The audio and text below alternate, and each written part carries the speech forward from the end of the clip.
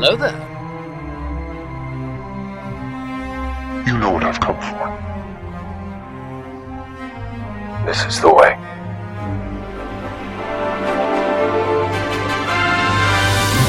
I am a Jedi, like my father before me.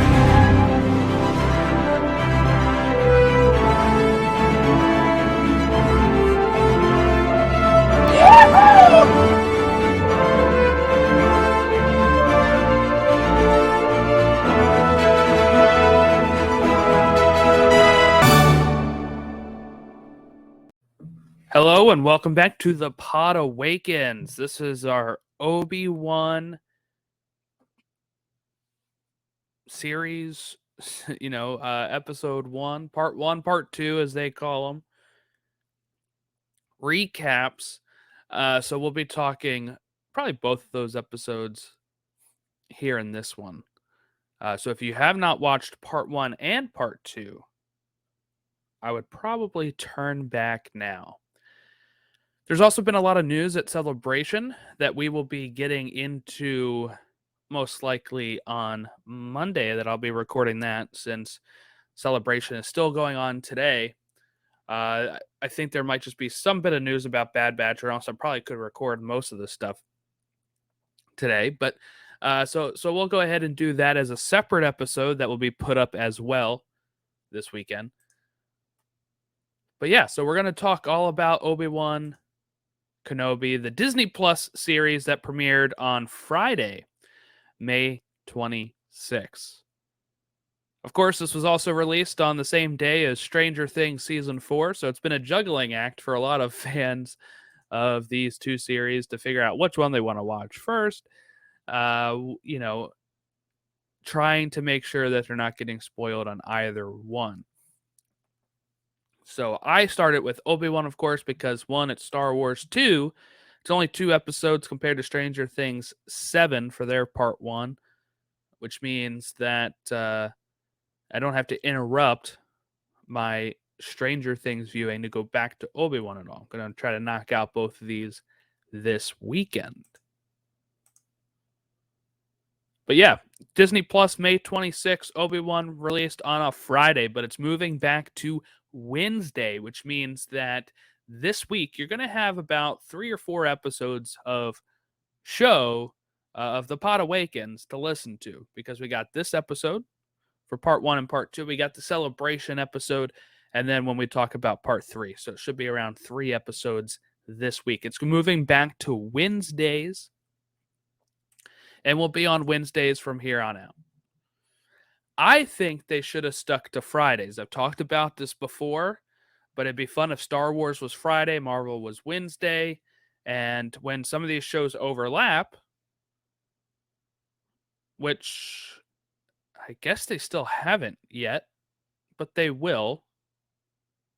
I mean, here's an example. She-Hulk is announced for August 17th, and we do know, thanks to Celebration, that Andor will be August 31st. So we do know that there's going to be some overlap on some of these series, and it's all about deciding which one you're going to watch first, all that fun stuff. And as somebody that covers both of these shows on various podcasts, it's going to make my job a little tougher. But we will see how it goes from there. So I thought if it was on different days, like a Wednesday and a Friday, it'd be a lot easier to be able to juggle some of these shows, but doesn't seem like that's going to be the case. Like I said, for August 17th, that's already been announced for She-Hulk. That's a Wednesday. August 31st for Andor is a Wednesday as well. They're only 2 weeks apart. She-Hulk, I think, is 9 episodes. Andor is 12. So I think Andor will then finish a week after She-Hulk if it starts 2 weeks late but has 3 more episodes. It depends on how many episodes they premiere for each show. I think right now it's announced just 1 episode each, or they haven't, said if it's going to be 2 or 3 for some of these shows. But yeah, we're going to get into Obi-Wan Kenobi. I hope everyone has enjoyed the show so far. I know there are some people that haven't, and there are some people that have, really, saying that this is better than anything we've gotten on Disney Plus. I've seen some people saying It's really bad. So, um, par for the course for Star Wars fans, if I say so myself. So we'll get into part one first here, of course. That makes sense, right? Obi-Wan Kenobi, episode one is just called part one. There's no actual title to the episode. Aired May 26th, directed by Deborah Chow. Written by Joby Harold, Hossein Amini, if I said that right, sorry. Stuart Beattie. Of course, it takes place 9 years before the Battle of Yavin. So 9 years before episode 4. It's been 10 years since the events of Revenge of the Sith.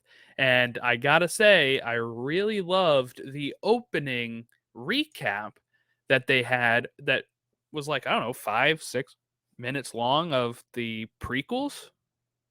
I thought that was a lot of fun. And, just something that we haven't really seen too much on some of these Disney Plus shows. And I think part of why is because like The Mandalorian doesn't open up with a recap of episode 6 saying like the Empire has fallen. Like you have to kind of learn that stuff from listening to the dialogue and just knowing when it takes place yourself. But with this, it at least sets the stage. This is going to be some people's first Star Wars Disney Plus show. I know as popular as The Mandalorian is, that's hard to think of. But with how many new subscribers have been gained on Disney Plus, and the fact that Obi-Wan is portrayed by Ewan McGregor, and prequel fans are now growing of age where they probably have their own accounts. I grew up with the prequels. I'm 30, turning 31, my own house, my own account, Disney Plus. So that is something that is to think about as well, that some of these people have, been, are now able to do that themselves. So they may have skipped The Mandalorian. Some people, my friend Jack, who's been on here, watched a couple episodes of Mandalorian, wasn't really digging it. His vibe of Star Wars is the prequel vibe, it's what he grew up with.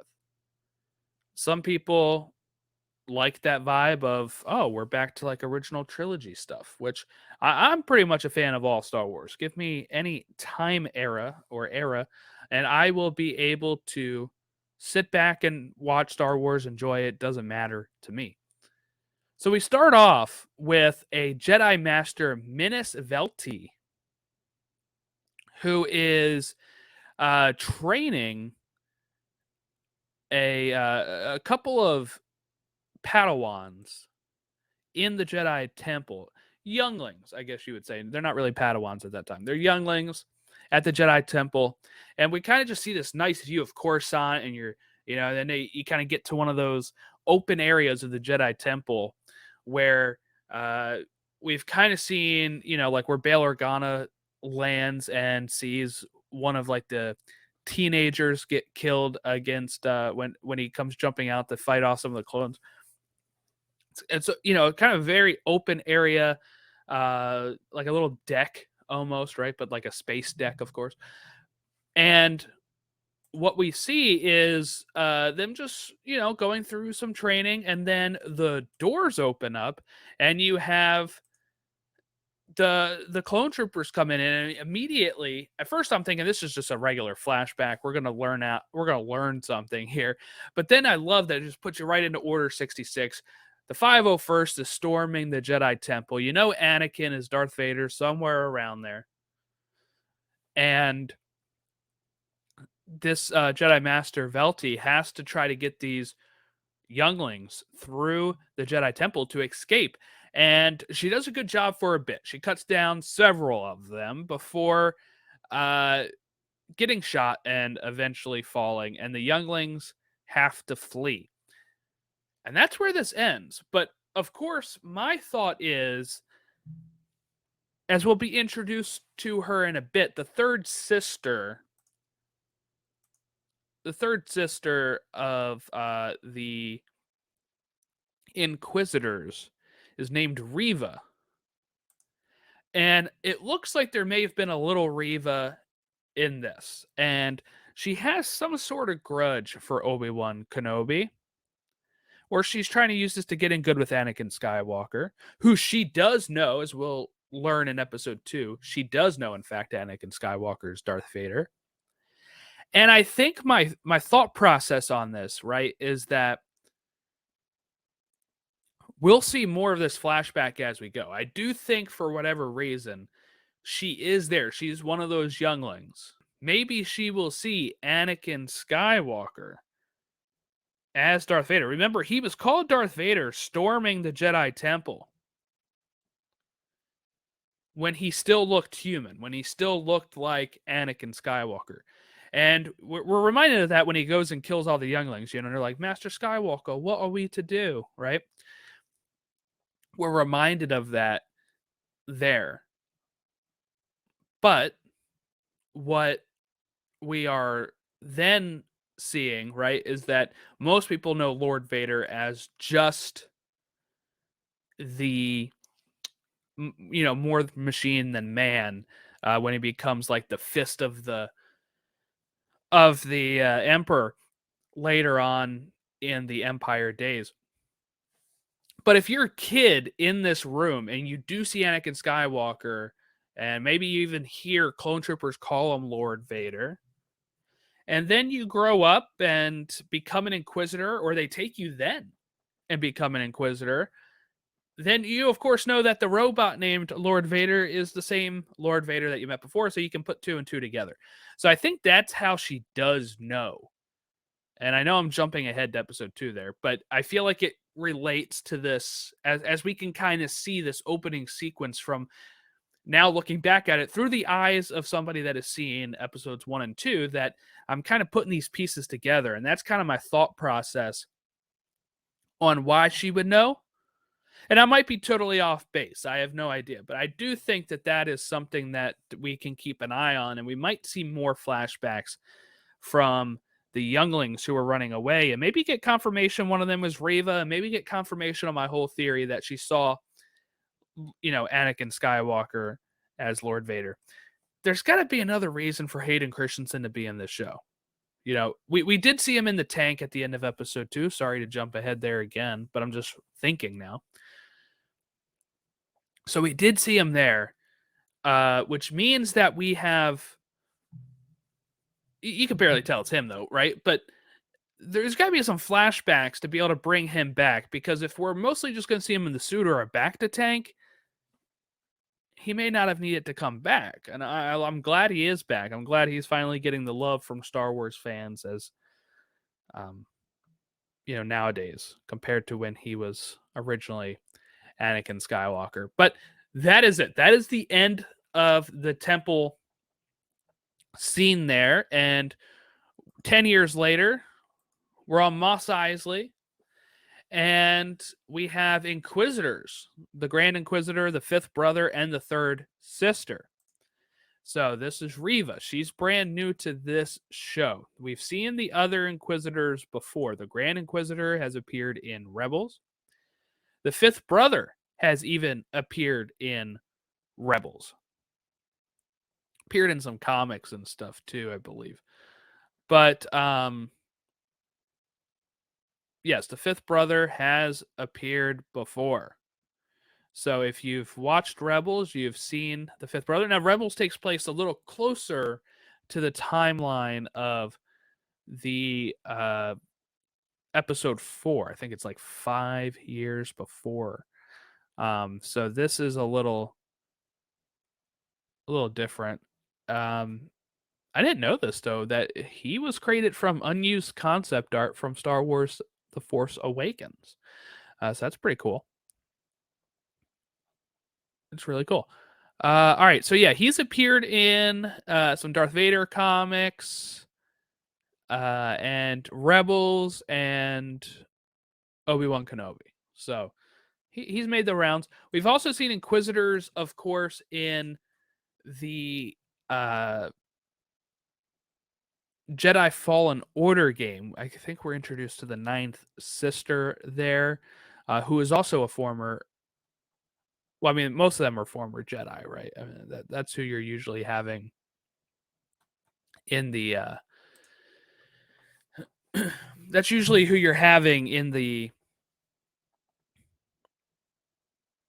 Force abilities to be able to poach, to even make them become Inquisitors. But if you're not familiar with Inquisitors, they do kind of explain that these are people that then hunt their own kind, their former kind. You know, these are former Jedi usually that have become Inquisitors. They're dark side users that then join the ranks of the Empire to hunt down the remaining Jedi between episodes 3 and 4.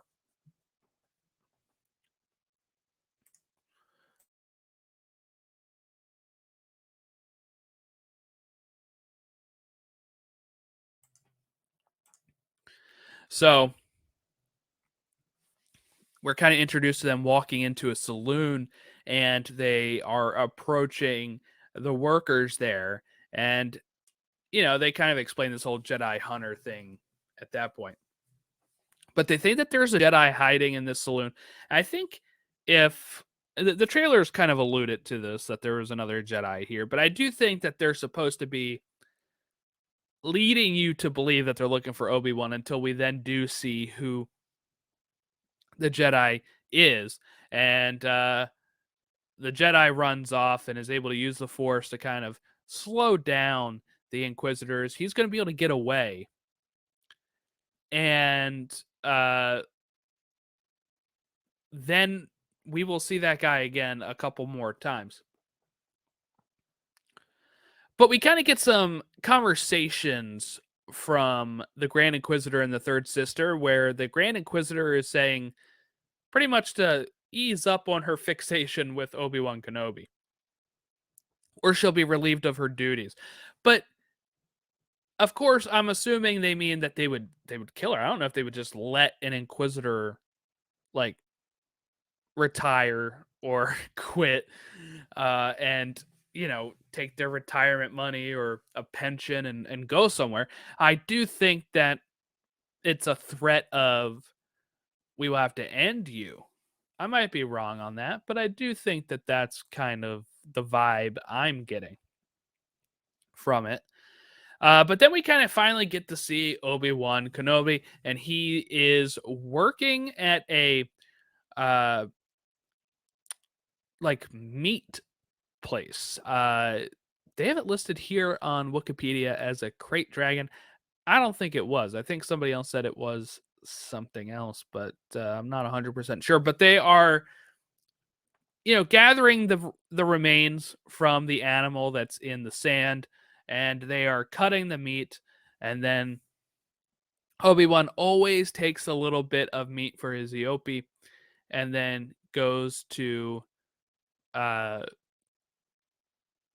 back to Anchorhead and gives the food to his Eopie, and then rides back out to his cave, cooking food. And we just kind of get like a day in a life here of Obi-Wan. We get a Jawa who is named Tika, who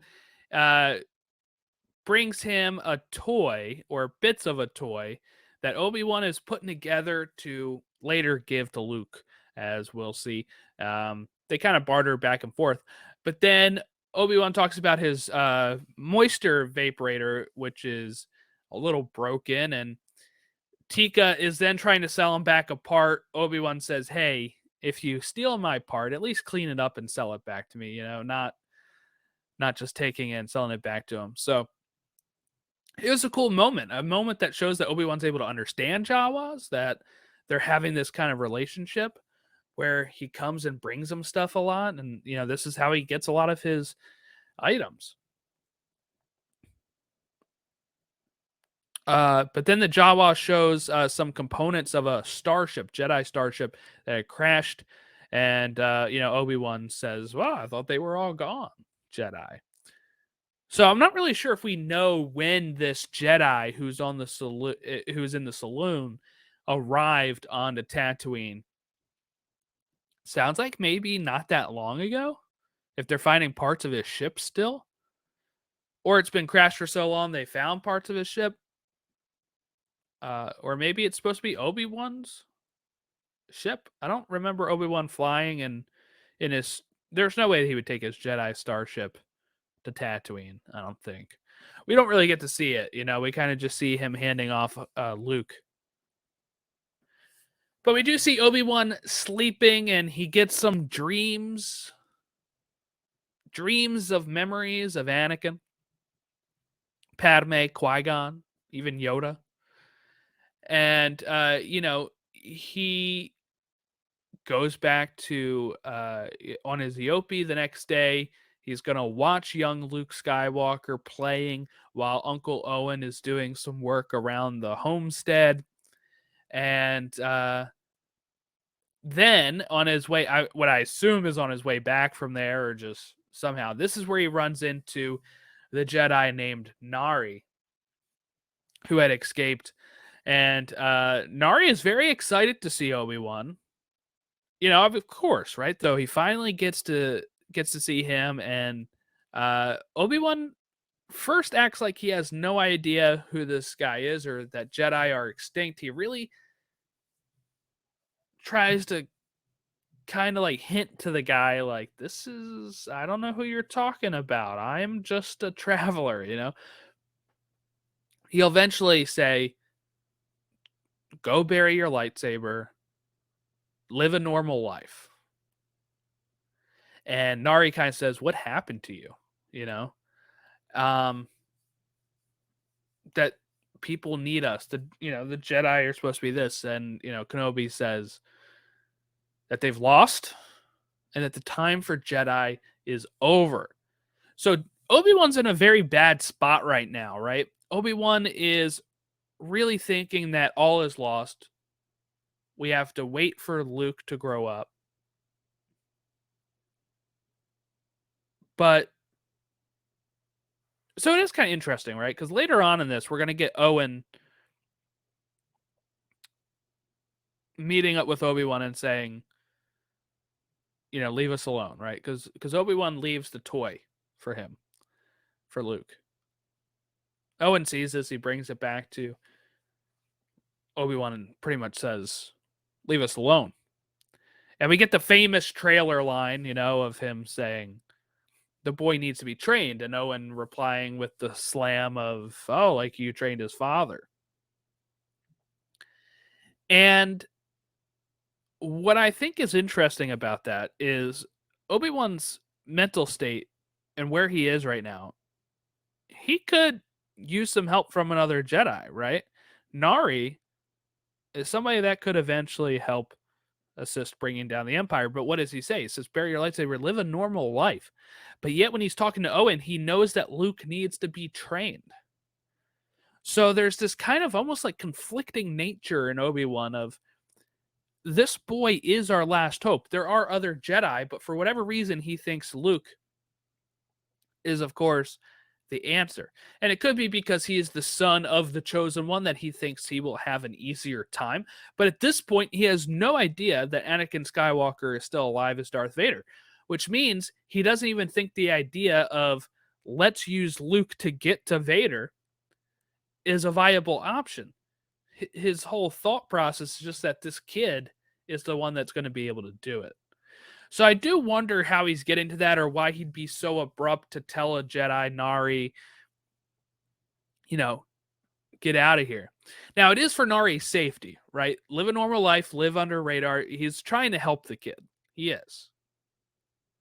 But maybe he thinks he's too old to be trained again. Like, Nari's probably a young apprentice 10 years ago.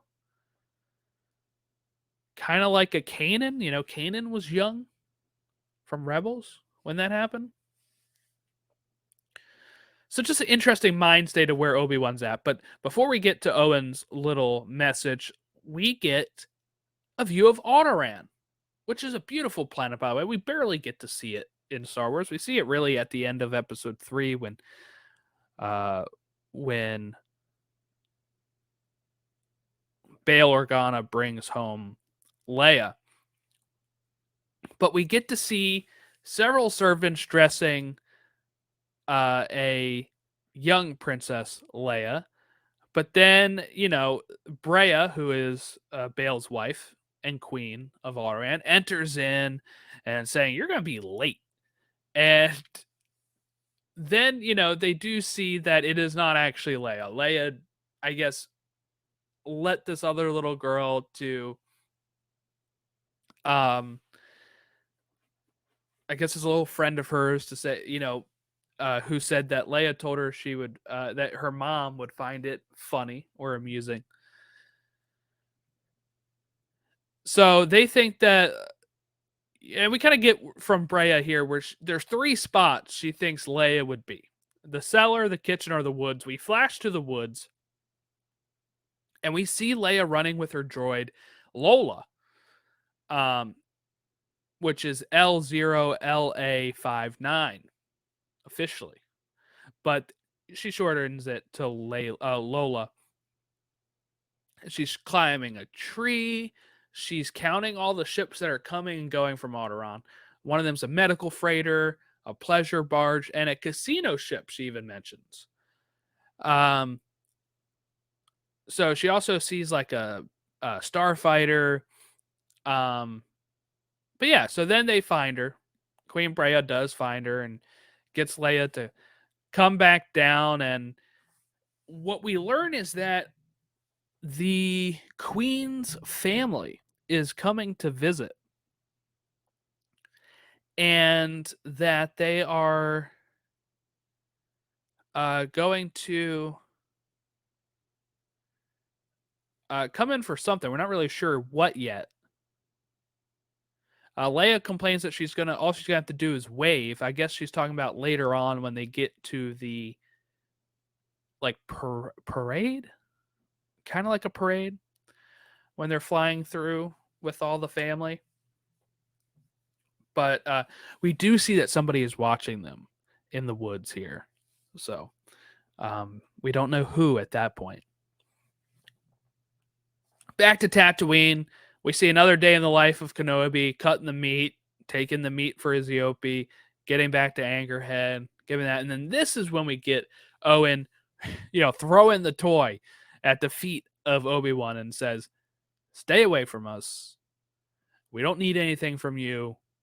And Obi-Wan rightfully is like, "Dude, it's a toy. Chill out. I got a toy for Luke." And we do see, by the way, Luke playing with this toy in A New Hope. It's one of the toys he's sitting there playing with, I think, when 3PO and R2 are getting their baths or somewhere around that time in the film. And, Obi-Wan's saying about the greater sense of the galaxy, right? There's more to life than the farm, Owen. He's going to need to be trained. We kind of talked about that already. Owen then reiterates the whole point of, but you trained his father. His father is dead. And pretty much putting that at the feet of Obi-Wan. Obi-Wan does ask if Luke is doing okay. And Owen, I think, is a little disingenuous here. I think, Owen seems to say that you're only interested in if he's showing, right? Like if he's showing his Force abilities. And I think that's wrong. I do think Obi-Wan does care about this boy the same way he cared about Anakin. When we saw him watching him, Luke is sitting on top of the homestead, kind of doing the same motions that were in the recap, right? Which is probably why this was in the recap. Of Anakin riding the pod racer, doing that. It seemed like that's what he was kind of doing on the little roof of the doorway on the homestead. And there was a smile on Obi-Wan's face. So I do think he does see a lot of his father, the boy's father, in Luke. And I think he does care for him. He really did care about Anakin. But I can see where Owen is a little more weary of this. Because of Anakin dying and, what they thought was dying. But, even then, if they find out, which I don't think the Lars really do find out that he's Darth Vader. But if they were to find out, I think that'd be almost more of a wake-up call of, whoa, you trained this guy and he's one of the ones doing all of this? No. You're not training Luke at that point. I can kind of see that from Owen's perspective if he were to find out. So I he's acting on the possibility of him being dead, which is another reason why he doesn't want Luke to get wrapped up in this, because I think we don't really get a good sense of that, right? That the Lars really do love Luke. He's like their kid, their adopted kid, pretty much. Well, then the Inquisitors happen to come by right at this time, and we get, the fifth brother promising some rewards, but then the third sister is more like the stick, like the carrot and the stick. She's threatening them with punishment, threatening to cut off hands. She's actually going to do that, too, to somebody that speaks up. She just cuts off their hand for a woman who starts kind of protesting here.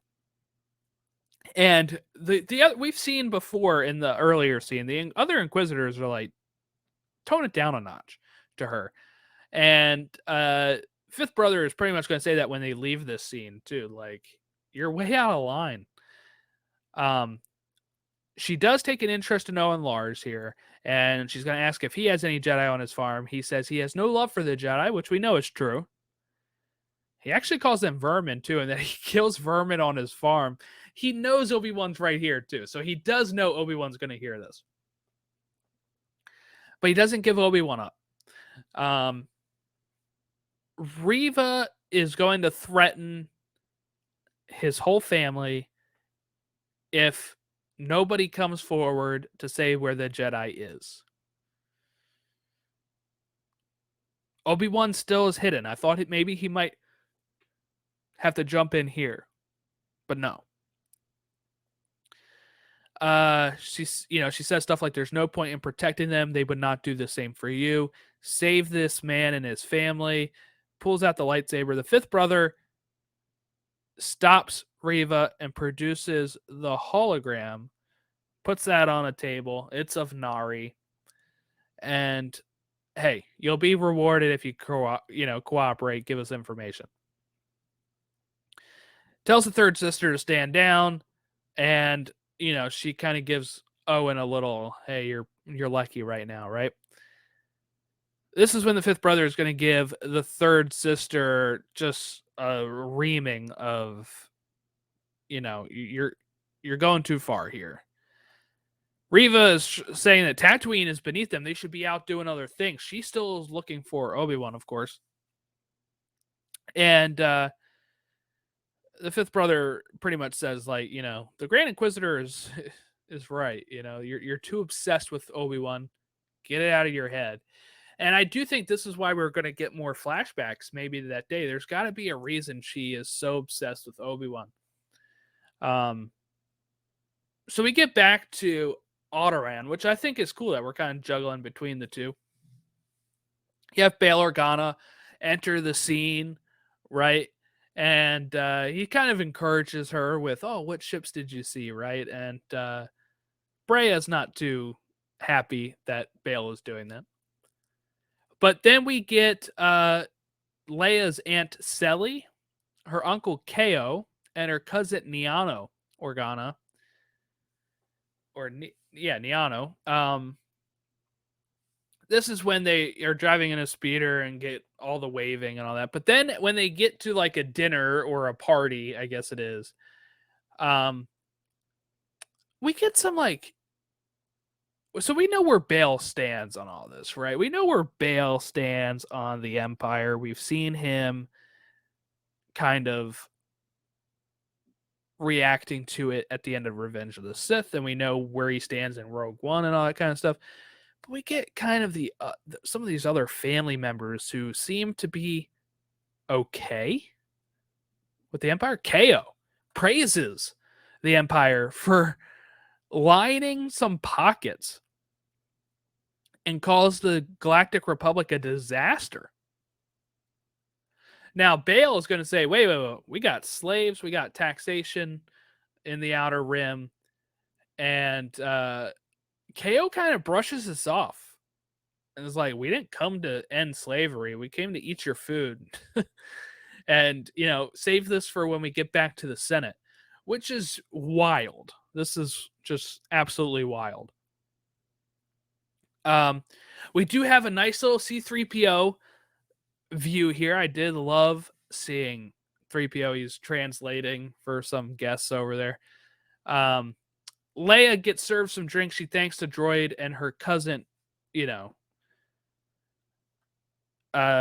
will kind of make fun of her for that and says that lower life forms don't need thanks, right? And I love Leia's response here when she says, well, I guess that means I don't have to need manager, engaging with you, which is a nice slam here saying that he's a lower life form. So that's awesome. I really like the actress who is playing Leia. She's doing a really good job. She's got sass. You can see Leia in her with some of those things she's saying. And he goes pretty hard here, Niano. He's gonna say, like, well, you're not a real Organa, because she's adopted. And Leia pretty much slams him again by saying, you just parrot the stuff your father says because you want him to like you. And you don't even know what you're saying, which I thought was really, really great from young Leia here. Now, she gets in trouble for acting this way towards her cousin, but I'm not sure if they know what he had said to her. So, because when she does say about like not being a real Organa, Bale's like, "Whoa, who said that? You're our child." And that they will look to you for leadership, and you'll be able to boss your cousin around.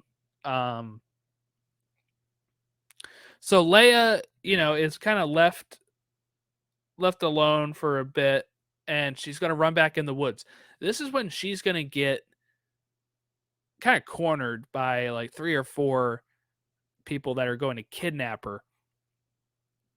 And what I think is interesting here, right, is we have, her going to the woods. They knew she was that's where she likes to be. They have like 4, I think, 3 or 4 people cornering her. Now, this is probably my biggest complaint with the episode is just the chase scene wasn't great. Right? Like we have like the part that really sticks out to me about the chase scene, everything else about it seems pretty okay. The thing that sticks out to me most is, there's like this part where Leia goes underneath a branch and then the person runs into the branch,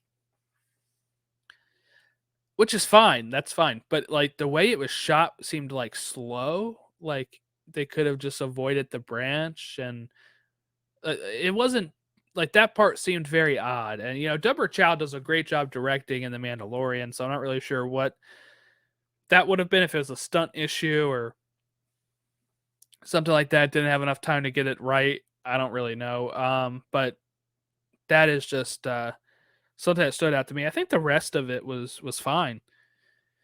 I see a lot of people giving the scene a lot of grief, so I don't want to go on too long about it, but that part seemed a little odd. For the budget this has, you think they would be able to have enough time to really get that right. So they realize that Leia is not with them at that point. So they will find out that she was kidnapped. We do see her alert one of the guards for help, who is going to get shot. So I'm not sure if he's the one that's able to say if, I don't know if he died, or if he is able to alert somebody. But then we get back on Tatooine, and Kenobi starts hearing like a phone ring, right? That's what this kind of is. And it's the holo projector of Bail Organa and Queen Brea asking, him for help. And I love this. I love this whole thing. He's reluctant, of course, and says to, send your own bounty hunter, send a guard. I'm too old for this, right? Pretty much. Bale says Leia is just as important as he is. He's referring to Luke. which is good. You know, because he's saying like I have to watch over the boy, and Bale's like she's just as important as he is. He doesn't mean like is important in, I don't think, like saving the galaxy or being a Jedi. He's just saying she's a person. That's her brother. She is just as important. She's my daughter, right? Obi-Wan will then again say, "Hey, find someone else." And then we do see, portrayed by Flea, a guy named Nakru, and his gang holding Leia in their ship. If you thought that's where the first episode ended, you're wrong. I thought some of this stuff was episode 2. I watched these back to back, but Kenobi, continues working at the meat pack place. Goes back to Anchorhead, and we do see Nari hung, not like hung by his neck, but like strapped up over everyone in the in Anchorhead, as a warning to the people there. And he is very sad by this. He told the guy, go live a normal life, but at that point it was probably too late. I mean, they'd already seen his face, right? So now we have a droid that usually gives Kenobi a heads up here when he gets home. Flashes green if it's okay. He flashes red here, which is when we see a person cloaked. And I thought it was going to be maybe somebody else, but it shows up to be Bail Organa actually in the flesh, arriving to saying, hey, Leia's headed to Daiyu. And Obi-Wan's still trying to protest here, right? Pretty much saying you couldn't save Anakin, but you can save his daughter, Leia. So we do have Leia activating Lola and gets it to untie her, but just then, that's when Nakru is going to enter and break the droid, which I hope is going to be saved. Lola's pretty cool. I like the little droid. Leia says, my father's going to send a whole army. And for some reason, Nakru is like, nobody's coming for you. But then we know that at the end, I think it's at the end. At the end of this episode, he's speaking with Reva and is like, are you sure he's going to come? And Reva's like, yes, they were, they fought together in the Clone Wars. So she knows in the archives there's this link between Kenobi and Bail Organa, and Organa's going to call on Obi-Wan. Obi-Wan's going to come out and save Leia. So she's orchestrated all of this. So then Obi-Wan heads to unbury his sabers, dig up his sabers. And you're going to see him give his ticket to a flight, and when he's putting away his ticket stub, we see the lightsaber on his belt. And that's the end of episode 1. Part 1 is done. A lot of setup in part 1, so I can kind of see why they went ahead and released both of these together, because I think you'd be like, oh, that was a lot of great setup, but we just miss out on some of this action that we're going to get in episode 2. All right. So part 2, Obi-Wan arrives to Daiyu, and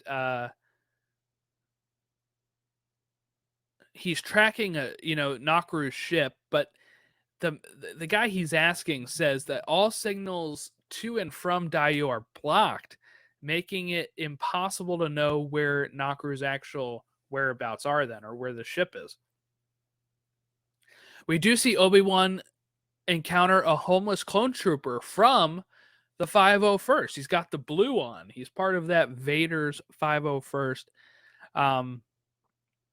He's asking for credits. Obi-Wan does give him some credits, so pretty interesting there.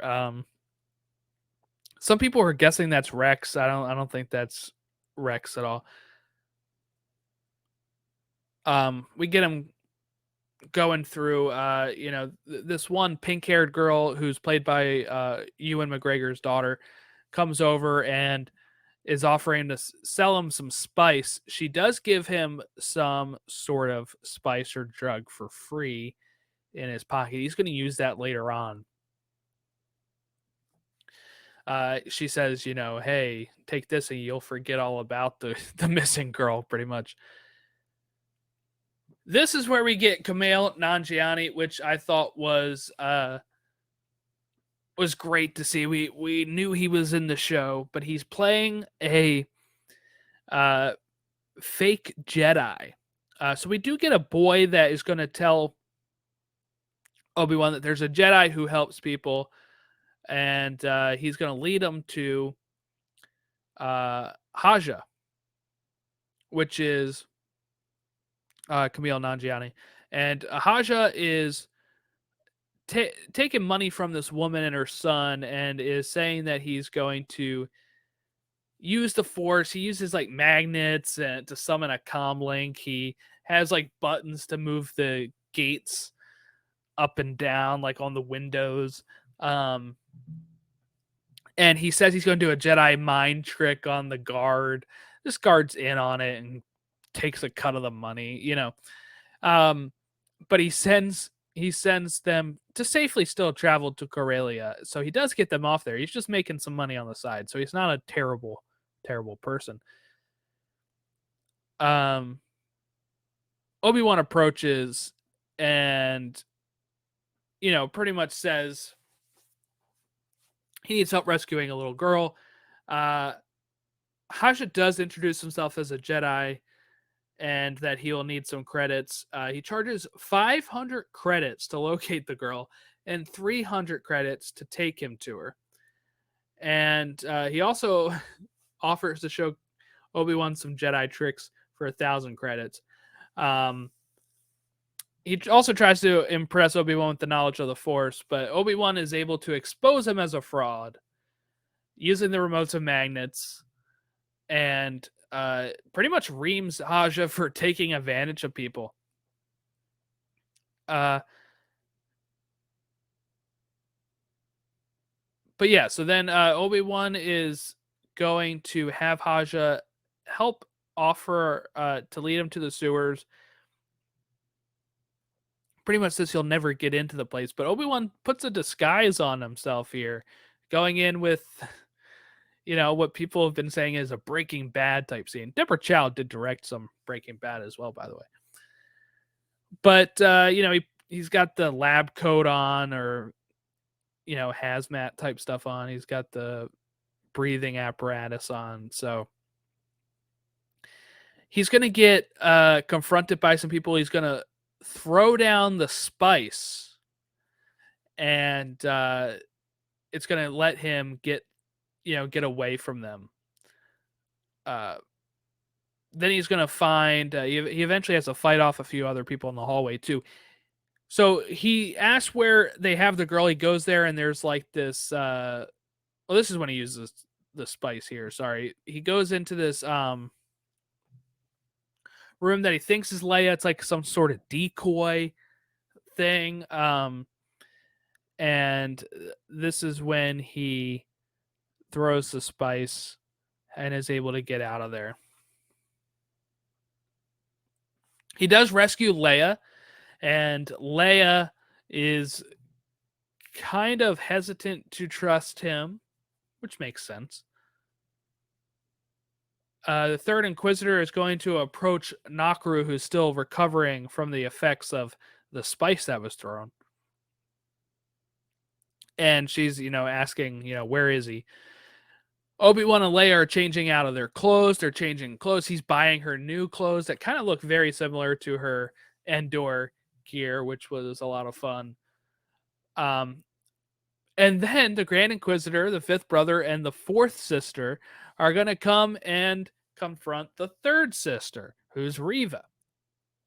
They kind of get on her case about kidnapping Leia, because let's not forget, Bail is still a senator for the Empire. He's an Imperial senator, so they kidnap an Imperial senator's daughter to try to get Obi-Wan out here.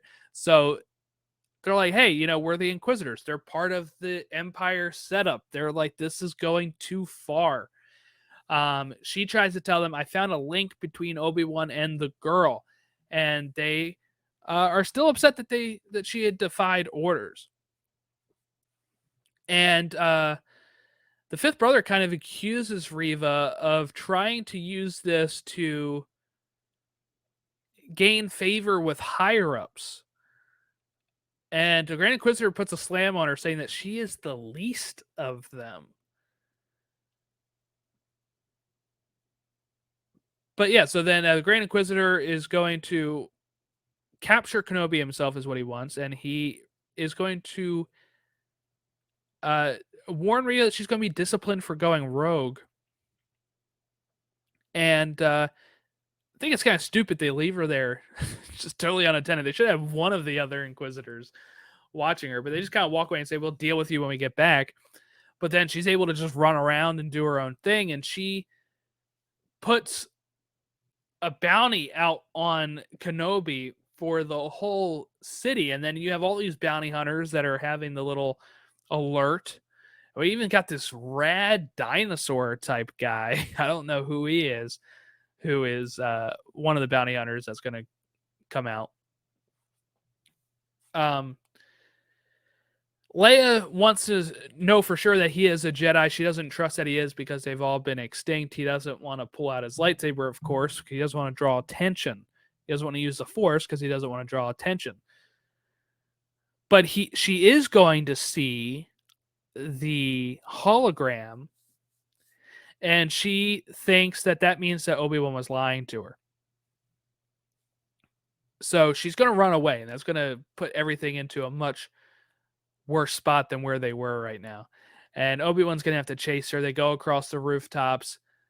He has to fight off like 3 or 4 bounty hunters on the roof, just shooting back and forth. And Leia is going to jump, trying to make a gap between the buildings. She's going to miss, and Obi-Wan has to use the Force to lower her down. And that is when she finally believes him. Haja is going to come and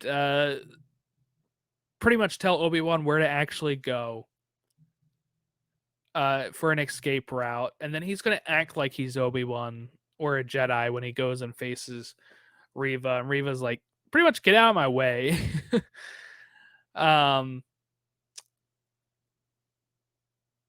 And we get the Grand Inquisitor going to Nakru and using his double-bladed spinning lightsaber. If you're not familiar with the Inquisitors, that's what they have. That's why they have like a circular hilt. And he's asking Nakru where Obi-Wan is. He doesn't know, so he actually kills him, it seems like. I'm not sure if Nakru is actually dead or not. I'm not sure if we really saw. We kind of get like a cutaway here. And yeah, they're going to go to the cargo port. It's a cargo ship, so it doesn't actually have any real people there. It seems like it's like a droid or like automated facility, which is how Haja's been snuggling out some of these people. And Reva's going to confront here. Obi-Wan is able to get Leia onto the ship, and he's hiding around. She mentions that she will bring him to Darth Vader and that Anakin Skywalker is still alive. And we get Obi-Wan's reaction here.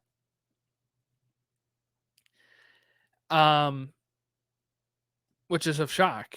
I guess with him living all the way out in Tatooine, he hasn't heard of Lord Vader. It's been 10 years. But yeah, I guess he's not too familiar with what has happened after the events of Revenge of the Sith. The Grand Inquisitor comes in and stops. Reva is going to stab him. I'm sure he's going to survive, because if not, that's kind of an issue for Star Wars Rebels. But I think he'll be fine. we've seen Darth Maul survive getting chopped in half, so I think he can survive a stab wound, especially on the dark side of the Force. Like light side users don't really cling on to hate to survive. That's how Maul survived. But Obi-Wan is able to use that distraction to get onto the shuttle, and they take off. And we see Vader in the bacta tank. And that's it. That's episode 2, part 2. That one was also directed by Deborah Chow and written by Joby Harold, Hossein Amini, and Stuart Beattie. So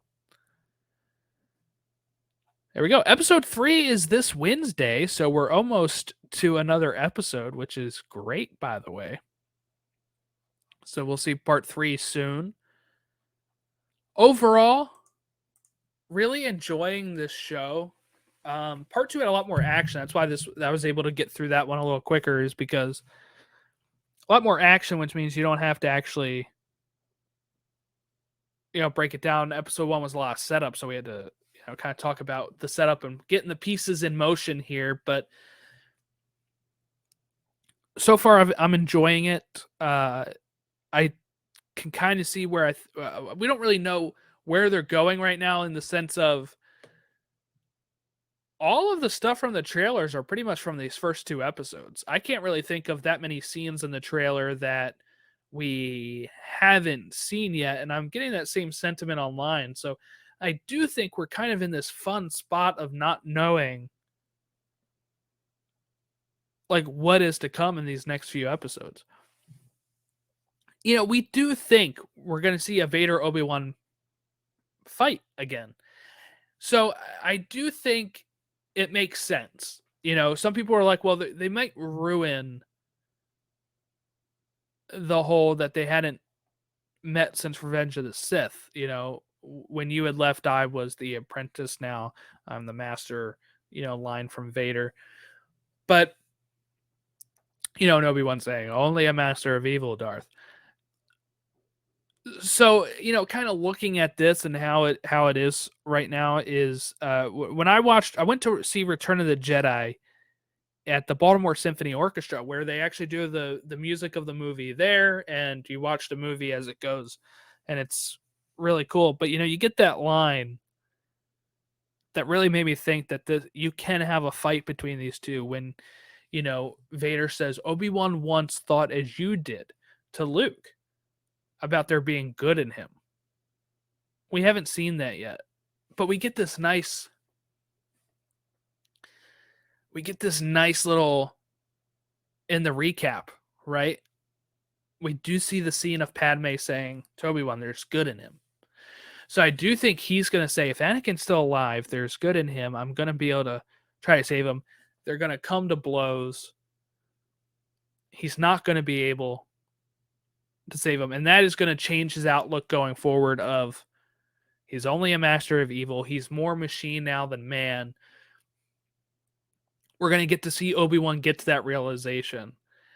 And that's going to and then inform a lot of the stuff from the prequel, from the originals, that we're going to look at in a whole different light after the series is over. And we're going to, see all of this in a whole new way. Which is good. This is what you want to see. You want to be able to have that happen. So I'm really excited for seeing where part 3 can go, where part 4, 5, and 6. Before we leave, I do want to play this clip from Celebration, by the way. This is I'm not sure what Ewan McGregor means from this. So listen to this. This is about 30 seconds or so. You're going to hear cheering, and you're going to hear Ewan McGregor say something here.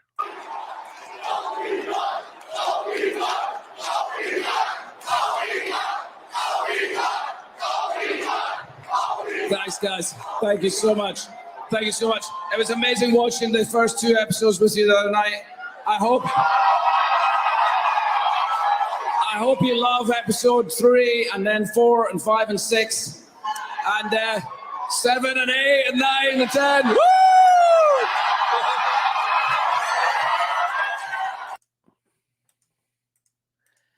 I don't know what he means by it. We know there's only 6 episodes of this show, unless they have secret episodes to release.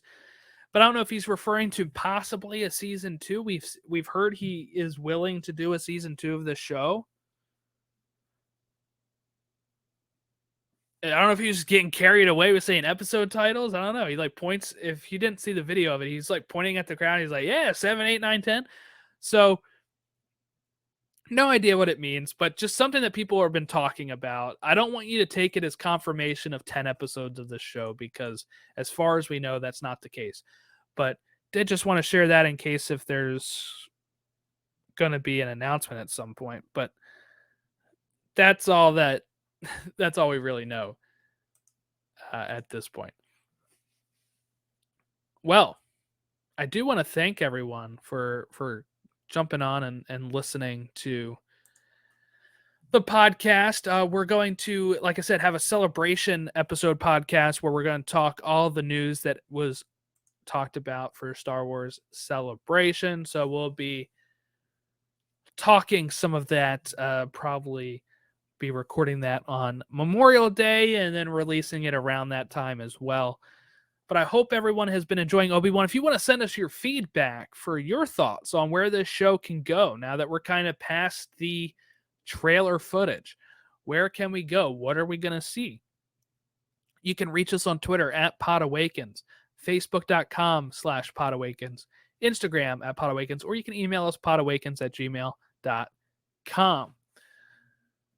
All right. So thanks everyone for listening. Why don't you go ahead and leave us a review on iTunes and Spotify, and have a great rest of your holiday weekend. And we'll catch you for the celebration episode. And of course, part 3 recap later this week. May the Force be with you. I have spoken.